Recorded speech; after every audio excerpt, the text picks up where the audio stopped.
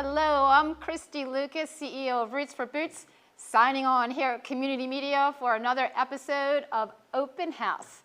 And I have here with me today a very special guest, Vietnam veteran Denny Kuehn. Denny is a passionate supporter of Roots for Boots, so it's such an honor and pleasure to have you here, Denny. Welcome to Community Media and Open House. We're right about that. I would do anything for Roots for Boots. Oh, we appreciate that. So what we're going to do here is we're going to start out with your story, a little bit about you, and then we're going to switch channels to Memorial Day because we want to get people out there ways that they can make their upcoming Memorial Day holiday just a little bit more memorable this year. Sure. Okay, so you are a military brat. Yep. And I think everybody knows what that is. Yes. You lived in Vietnam, Saigon, Iran, and Thailand. Of course, in the United States as well.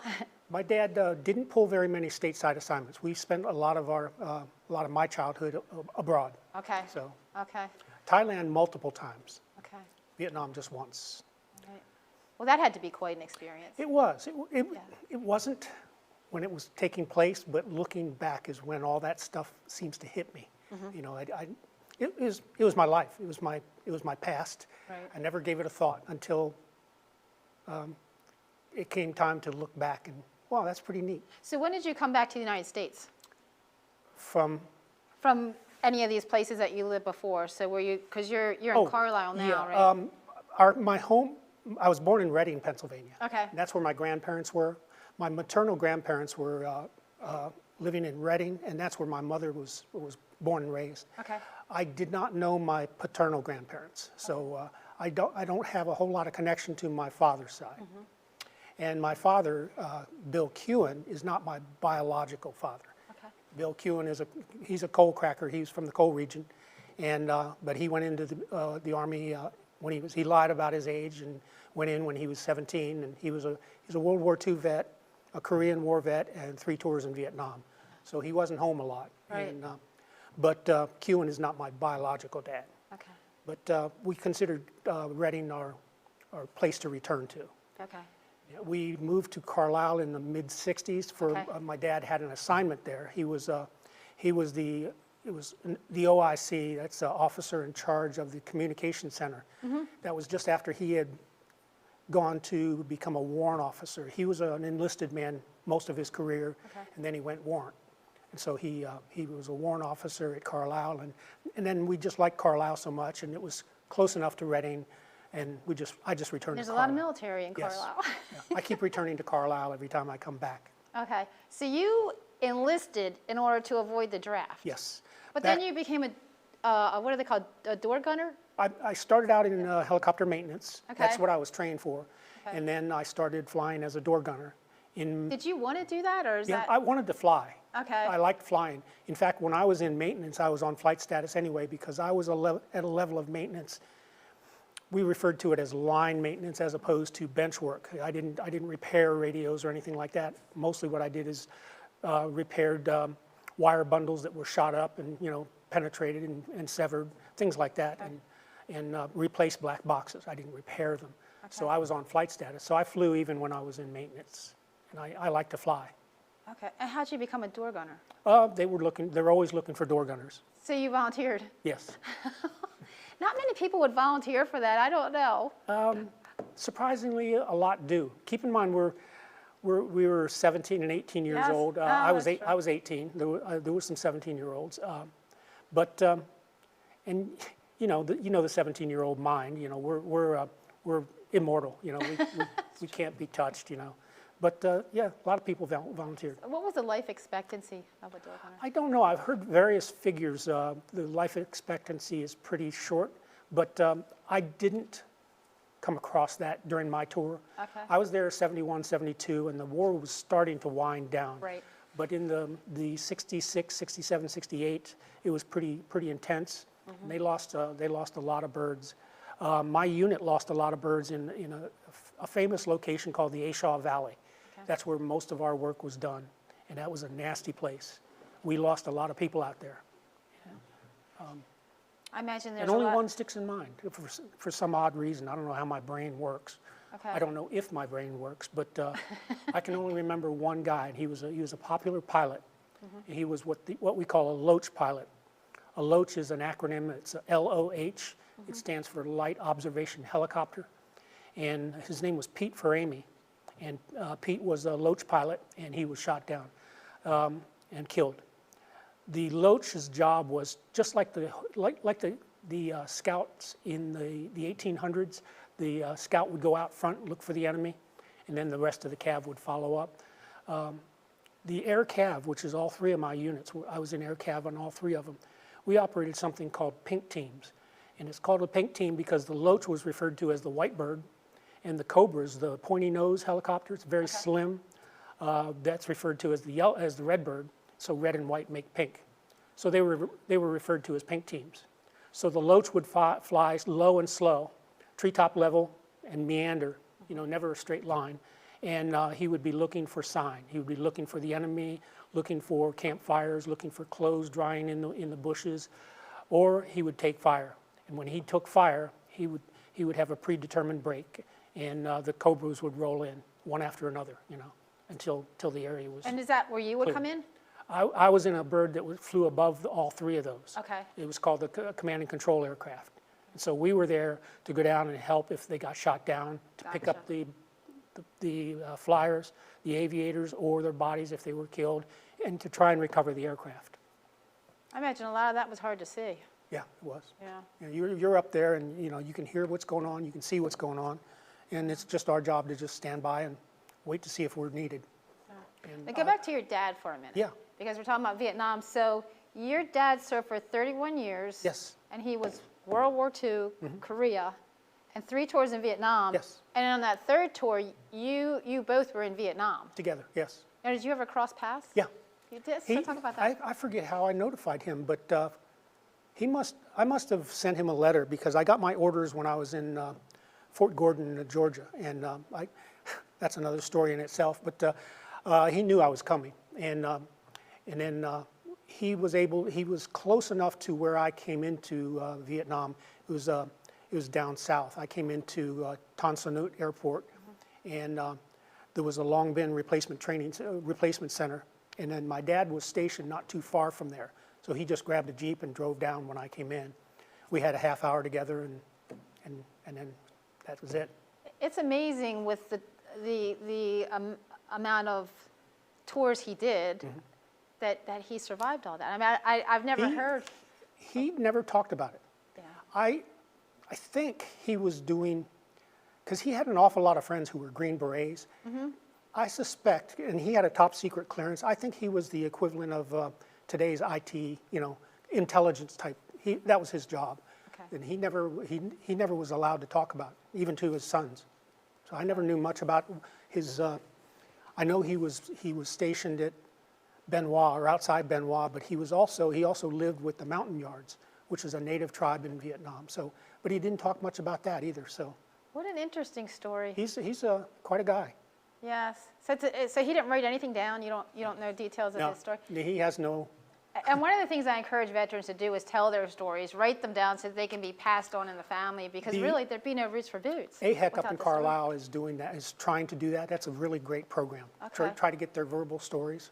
What's it called again? The Army Heritage. up Okay. in, Okay. Gotcha. It's called AHEC. That's Okay. their Army Heritage Education Center. So they're trying to get all that. Yeah, they're trying to recruit veterans to come in and That's give their good to know. stories. It is. That's good to know. And then there's some high schools that do the same thing. And I've been Yes.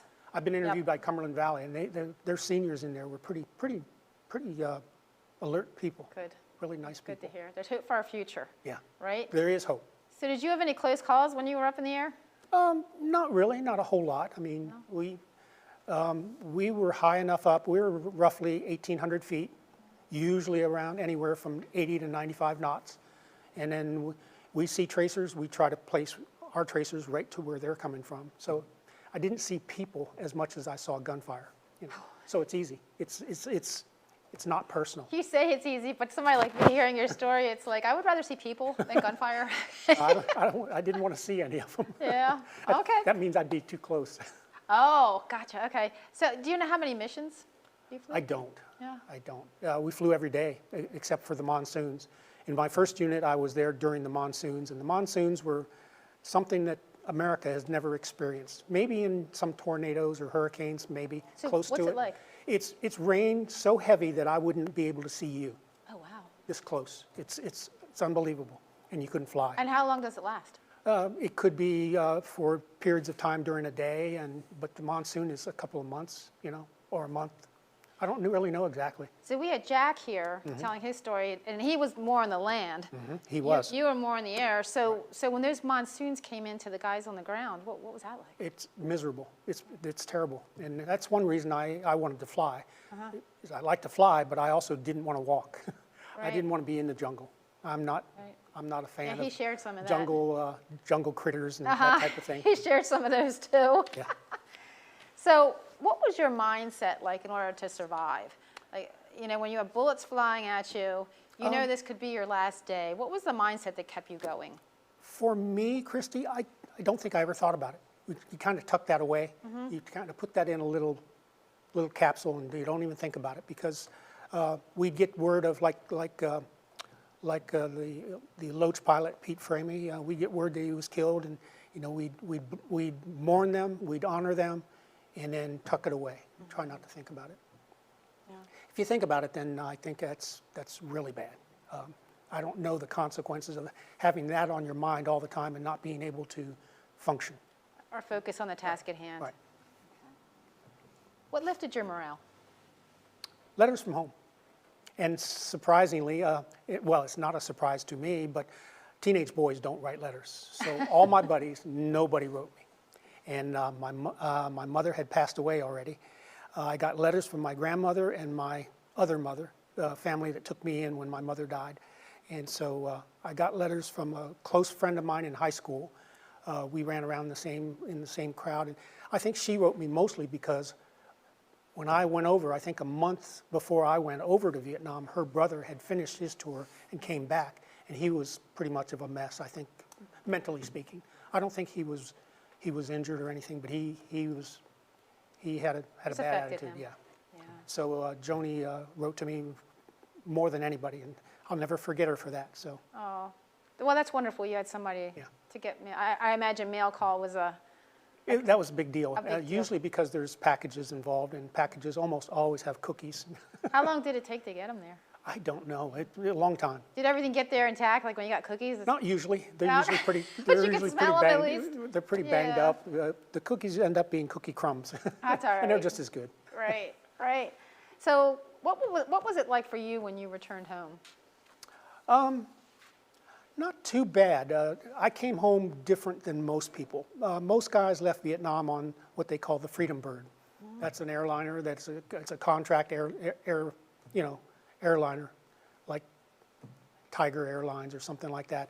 But I left separately by myself. I didn't go back with my troop or with my company or regiment, however you want to say it.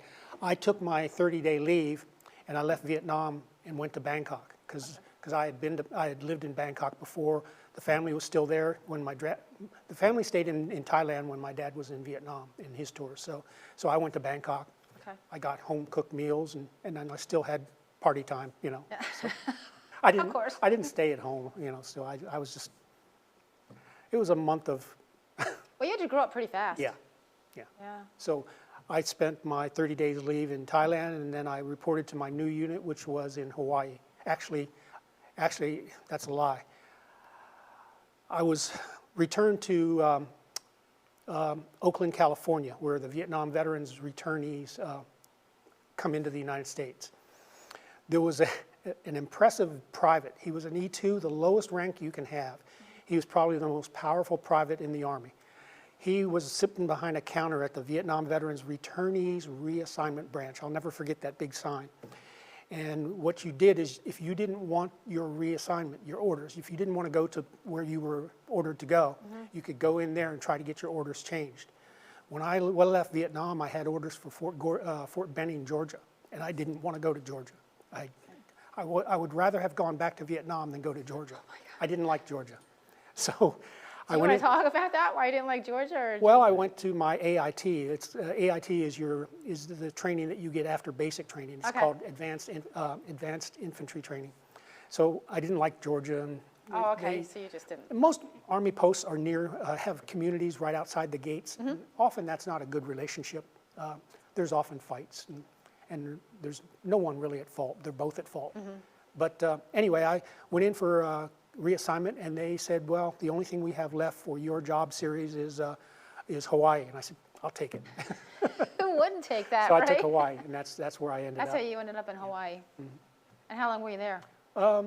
2 years, So what was the Little- length of your little service? less I know than- we talked about your dad's a service. little over 2 years. Little over. Pardon me? So what was the length of your service total?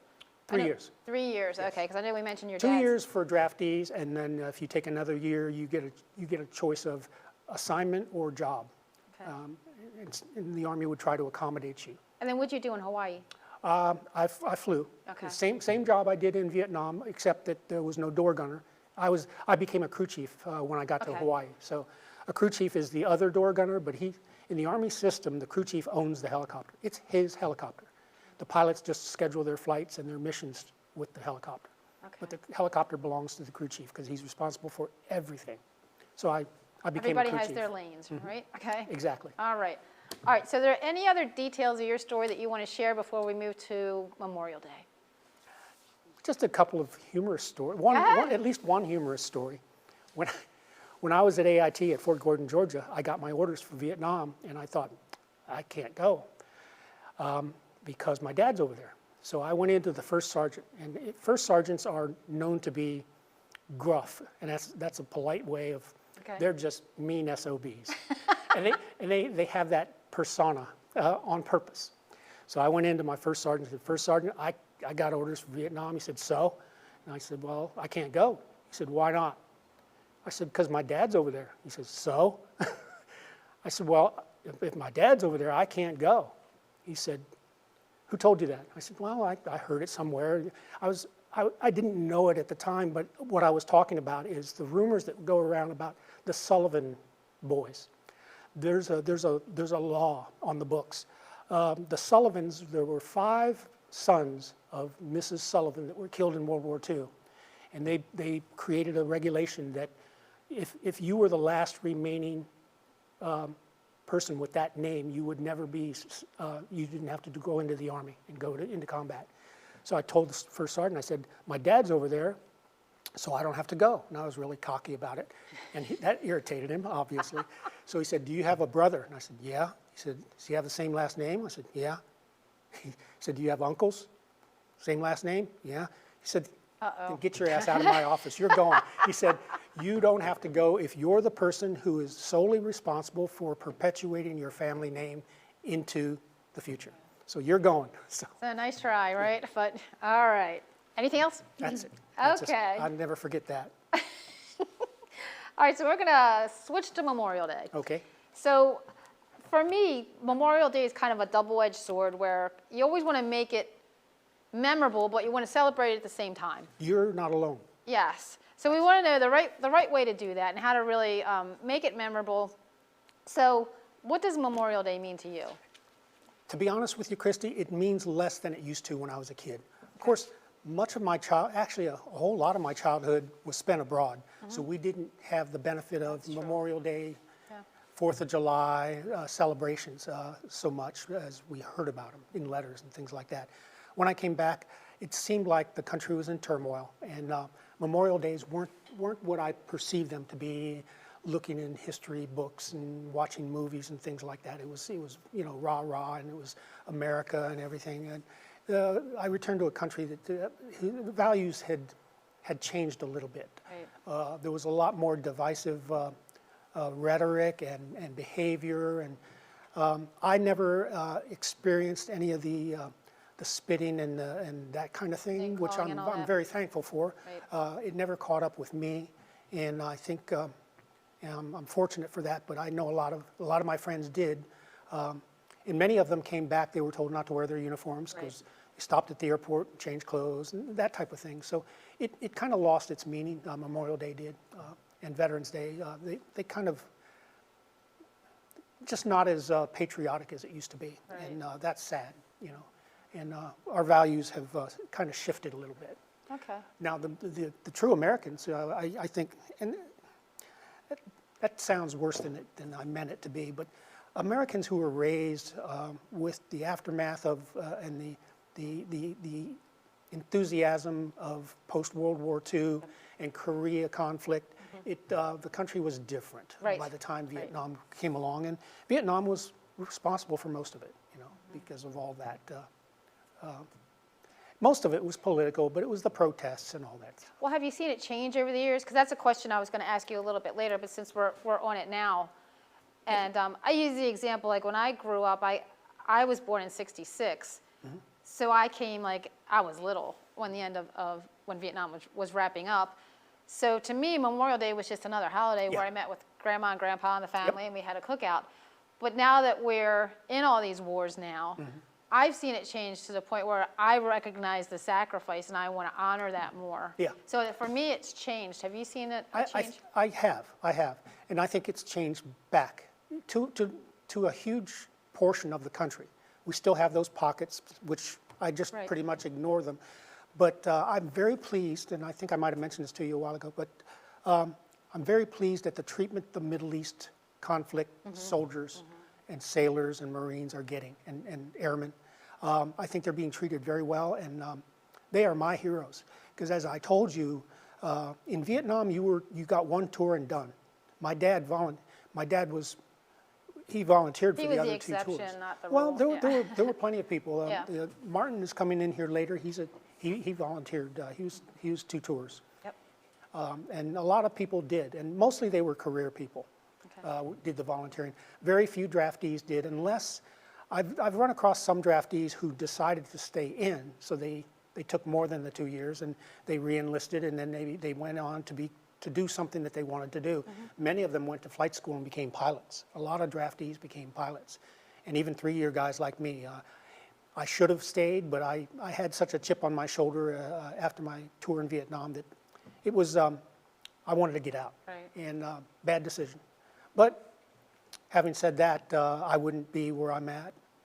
The path not taken. What is that, Jack Frost or something? Yes. But yeah, I'm glad for what I did, how it came out, because I wouldn't have my wife, my daughter, and my grandkids. So if I would have gone on to stay in the Army, who knows what might have happened. So. All right. Well, can you share any stories of people you honor on Memorial Day?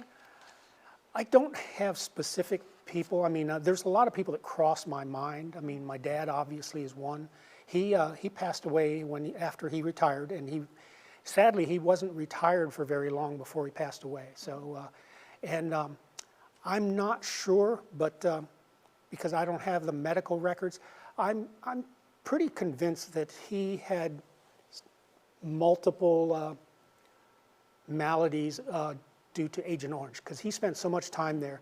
There's not a single Vietnam veteran that I know who's not being treated for Agent Orange ailments. I think when it first was, when the Supreme Court made that decision, it took 31 years to make that decision. So my dad was long gone before that decision was made. And I think it started out with 11 maladies. Now it's up to either 15 or 17. So they're adding more and more things that they will cover under Agent Orange. And now they have, the what is it? The Marine base. They have a new law called the PACT Act. Yes. So it adds in firefighting foam and Camp Lejeune and all that is added on to the Agent Orange. So your dad's one that I'm pretty sure he passed away as a result of something he caught, because he spent a lot of time in the bush with the mountain yards, and that's what Agent Orange was put there for, is to eliminate the bush, because that's covered. Right. So to talk a little bit more about that. So when they spray that, what does that look like? It just kills everything? It's the very same thing as you see crop dusters in the Midwest or around farmland. Agent Orange was sprayed mostly by the Air Force using C-130 aircraft, and there was a huge operation called Operation Ranch Hand. That's what distributed most of the Agent Orange. But a lot of the Agent Orange was spread by helicopters. And I have specific memories of that.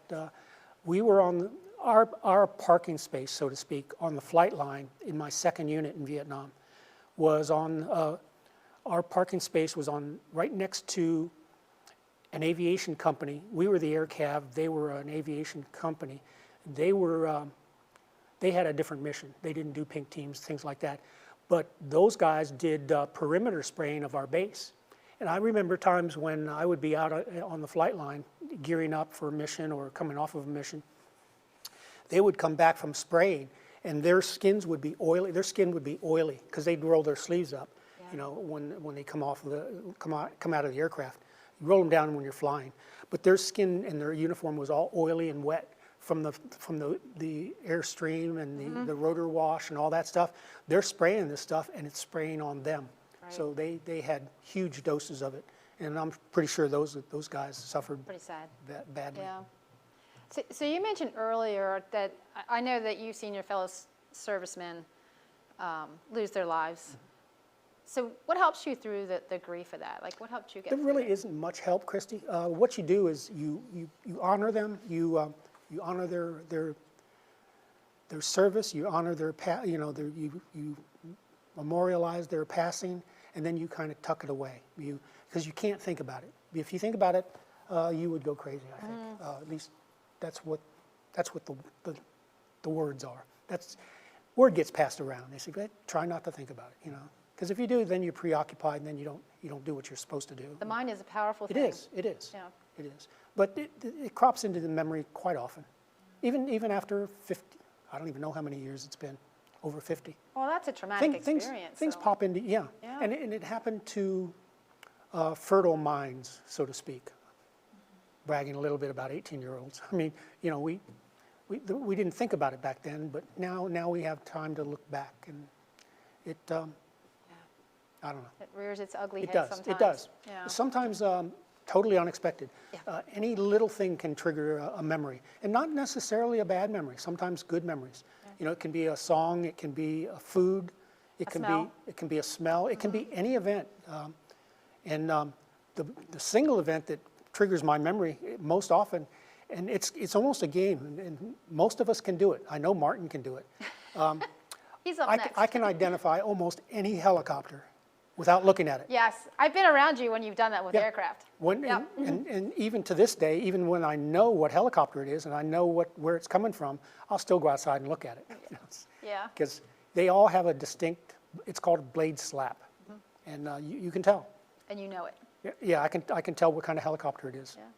Well, is there a specific Memorial Day that stands out for you? Not really, because as I said, 10 of my childhood years were abroad, so we didn't have really Memorial Day parades, but I don't have a specific one, but I know that when it happens, even lately with the Carlisle Vietnam vets, we have people, mostly Bob Hinkle that I told you about.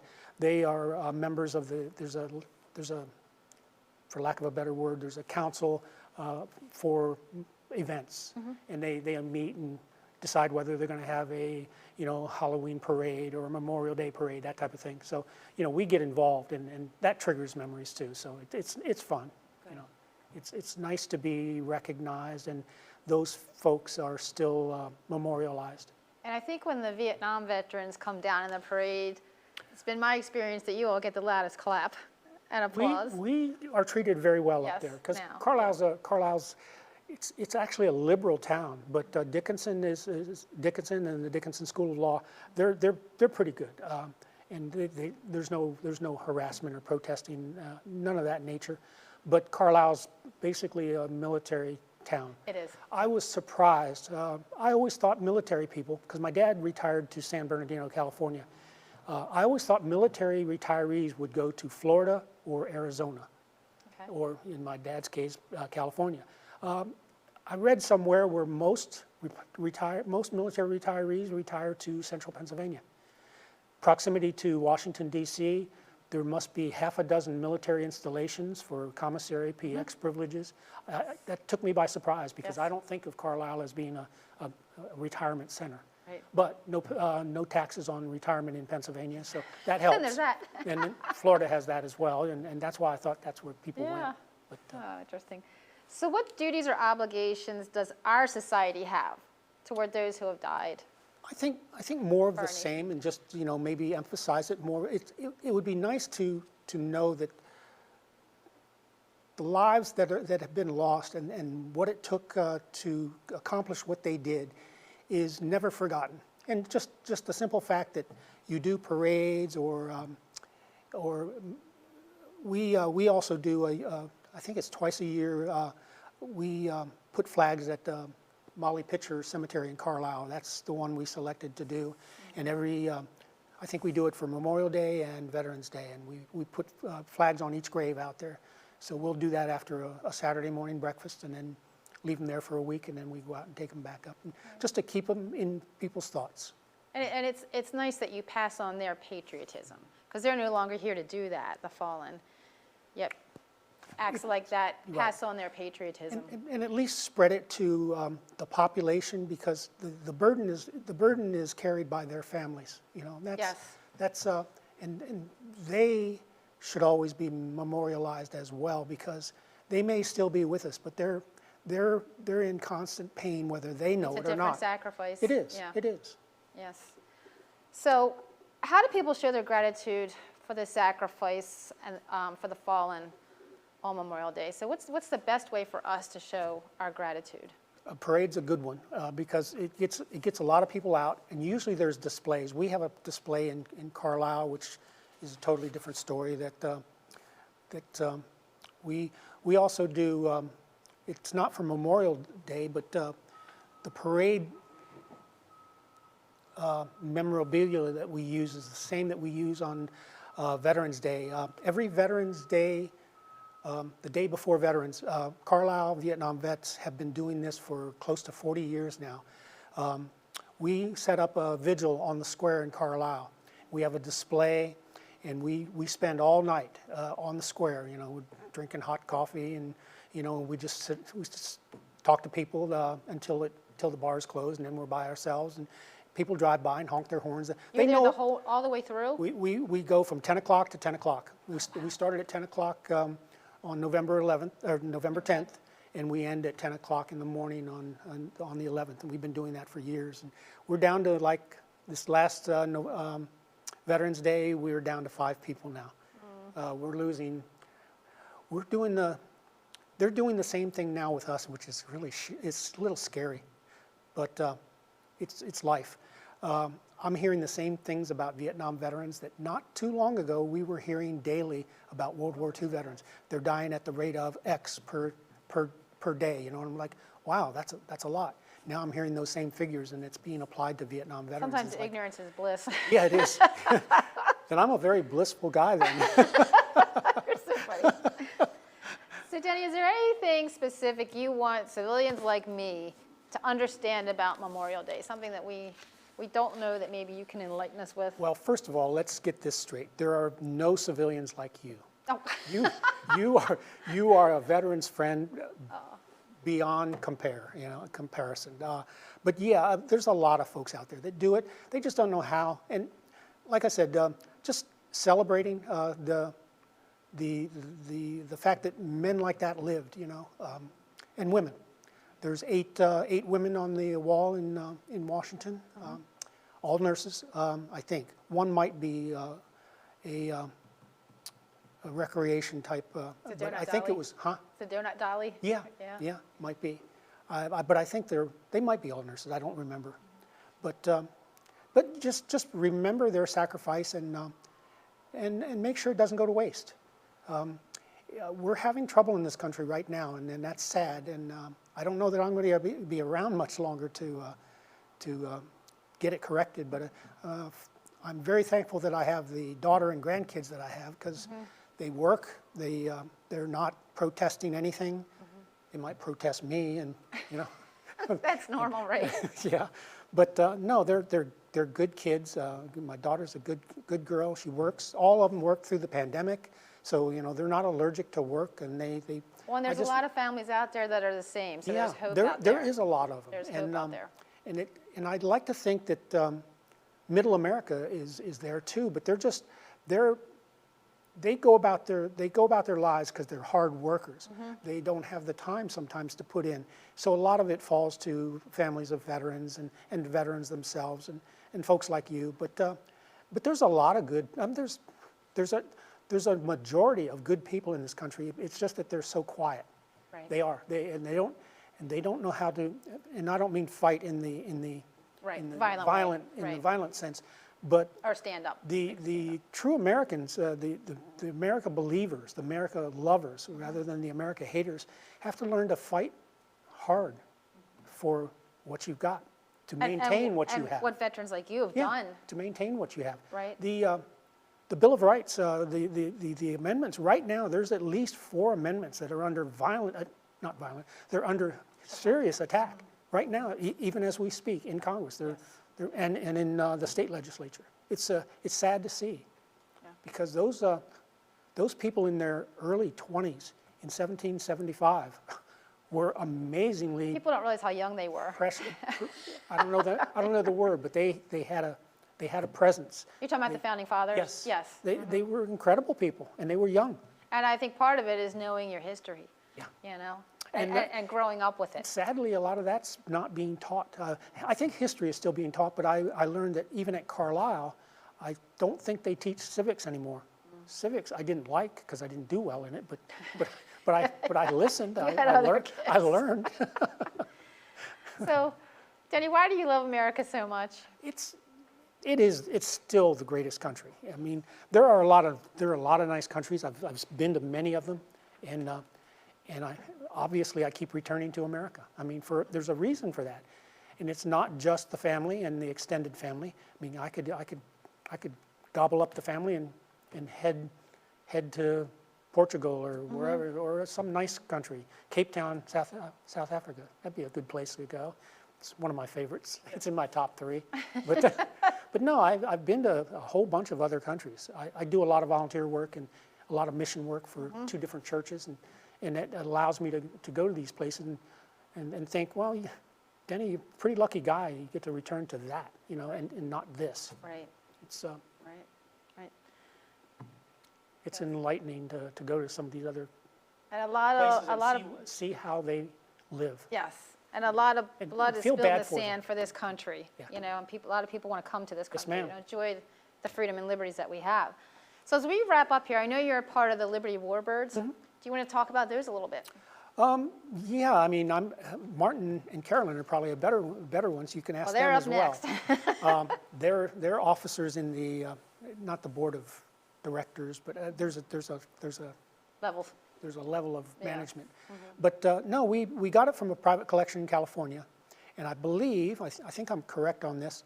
A Vietnam veteran who owned a trucking company brought it across country at no cost, which is pretty cool. You're talking about a Huey? Yeah. Is it- okay. A UH-1H, it's an H model, which is the kind that I had when I became a crew chief. That's the latest model that the Army ever used. Now the Marines and the Air Force have some Y. They have a Yankee model, a Y model, and I think they have a whiskey model, a W model, UH-1W. But H model that's the last of the Army Hueys, and that's what we got. And it was a Vietnam veteran of its own.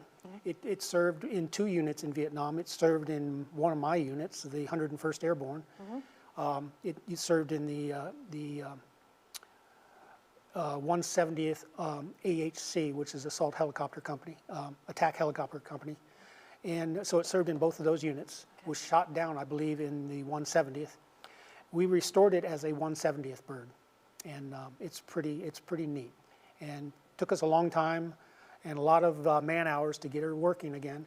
When we got it, it had no main rotor blades, and it took us a long time to find main rotor blades because rotor blades are timed. They have a time on them, and after a certain time, the Army destroys them. Okay. They changed their policy in recent years. They allow them to be used as a display. They can be put on a display in front of a VFW or an American Legion. But we finally found That's some. where all that comes from. Yeah, we finally found some main rotor blades that had time left on them, and we're still flying with those blades. But Now, do you actually fly it? I've been in it, yes. Okay. But I've got a fair amount of stick time thanks to great pilots. To them, it's like driving a car. It's not.